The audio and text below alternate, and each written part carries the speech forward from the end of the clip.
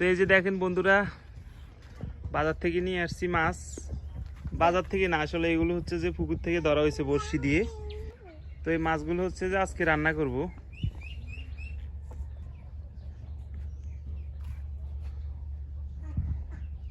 দুইটা মাছ, এগুলো হচ্ছে যে পুকুর থেকে বড়শি দিয়ে ধরা হয়েছে। এই যে দেখেন আমাদের পুকুর থেকে, এই যে এখনো দাগ লাগিয়ে দিয়েছে বড়শির। তো আরো উঠছে মাছ, তবে এই দুইটা রাখছি আর কি।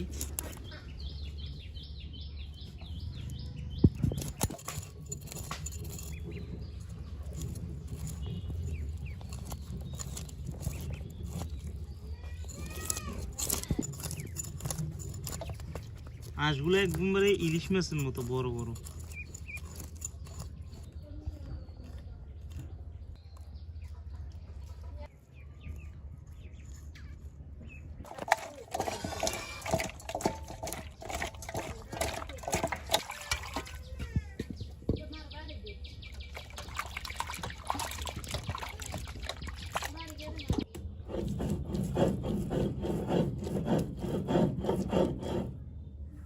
তো মাছের সাথে হালকা শাকের আলু দিব, তাহলে হচ্ছে যে খেতে খুব ভালো লাগবে।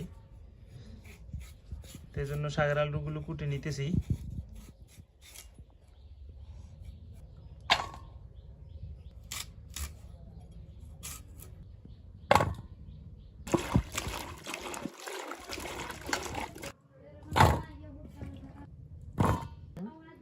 লবণ, তো এগুলো হচ্ছে যে আগে ভাজি করে নিতে হবে।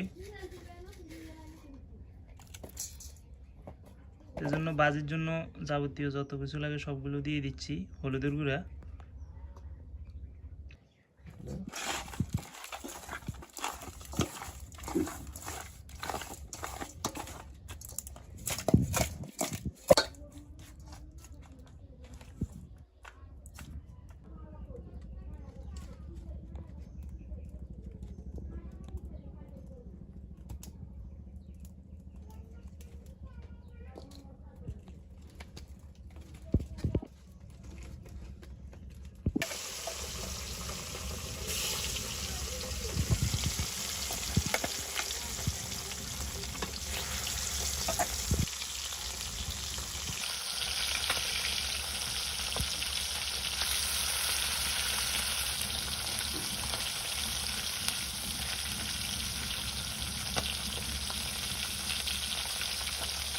মাছগুলো বেশি কড়া ভাজি করবো না, মিডিয়াম ভাজি হয়ে আসলে মাছগুলো নিয়ে নিব।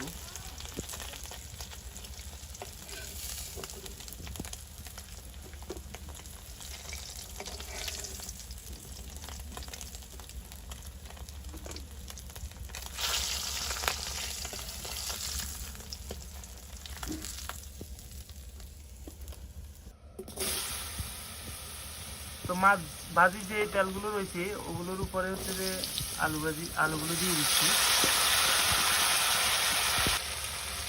হলুদের গুঁড়া, আদা বাটা, রসুন বাটা, হালকা কাঁচামরিচ কুচি, পেঁয়াজ কুচি।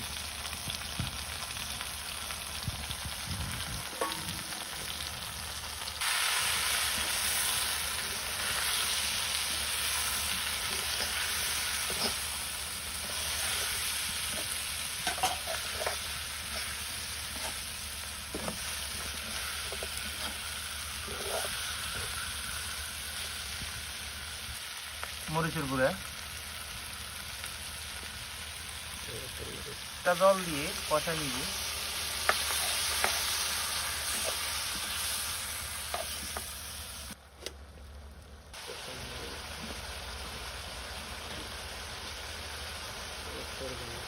কষানো হয়ে গেছে, এখন তরকারি অনুযায়ী জল দিয়ে দিব, আলুগুলো সিদ্ধ হওয়া পরিমাণ আর কি।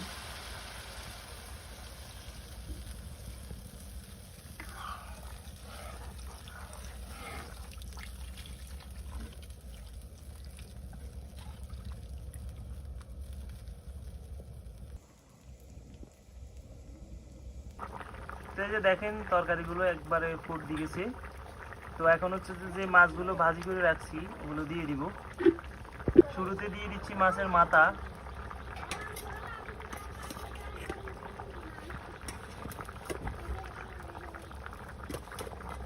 কারণ এই তরকারিগুলো যদি হালকা ঝোল না রাখি, মাছ তো অতটা ভালো লাগতো না খাইতো, সেই জন্য হচ্ছে যে হালকা পরিমাণ ঝোল রাখি, খেতেও ভালো লাগবো।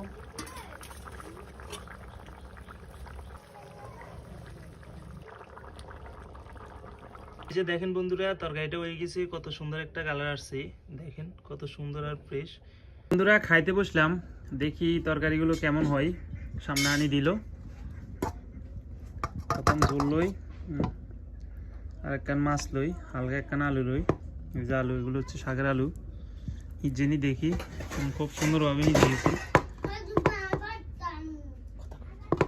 খুব সুন্দরভাবে হিজে গেছি। মাছ খাই দেখি।